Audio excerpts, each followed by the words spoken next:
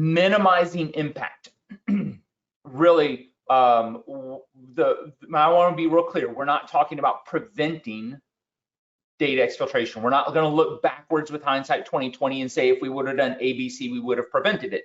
We did not have anyone that actually prevented data exfiltration.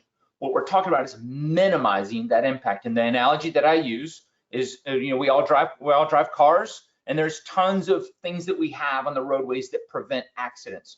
Stop signs, stop lights, yellow lines, white lines, and all the different traffic controls that we use to prevent accidents, but we're never going to prevent all of the accidents. An accident is going to happen. And so what someone invented was seat belts and airbags, but say, hey, when an accident happens, we're going to minimize the damage of that impact. And that's really what we're learning from these MOVEIt cases. And one thing Kroll is trying to really speak to is the fact that accidents are going to happen. It's not an if, it's a when. And what we need to be thinking about is, I have all these good protections in place. What do I have in place to minimize the damage when an incident happens? And one of the ways through monitoring, endpoint detection response, network detection response.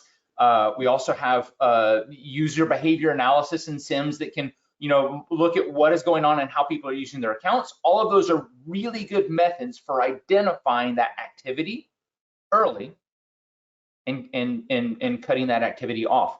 We did not, with the people that had endpoint detection and response in place, did not prevent the MOVEIt exploit, but they did catch it early. We had some people that caught that data exfiltration within 30, 45 minutes, right? And then we're able to stop that, and they did not have a day or two of exfiltration in the cases where we saw the people that didn't have endpoint detection and response. So even though they weren't able to prevent it, they were able to mitigate it and reduce the amount of damage that was controlled, that was their impact. Also, the data that is up there, really having a managed file transfer service is not the same as a storage solution, right? Storage solutions are file servers and internal servers.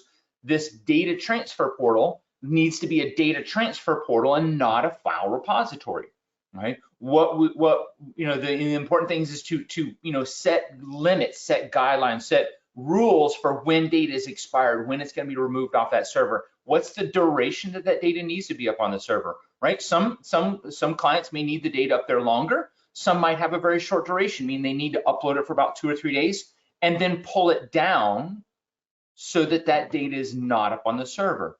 We need to think of it as that moving data from point A to point B, not really storing that. And what we found is some of the organizations that had the largest impact were the ones that was more of a fire and forget. Put the data up on the server, have it there. It's available to be transferred, which is convenient.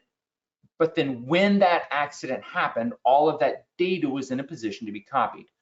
Putting some type of policy in place to restrict the amount of data that's on these servers actually can help mitigate that. And that's really one of the things that we really want to harp on, is the fact that we need to think about that when an incident happens, not necessarily if an incident happens.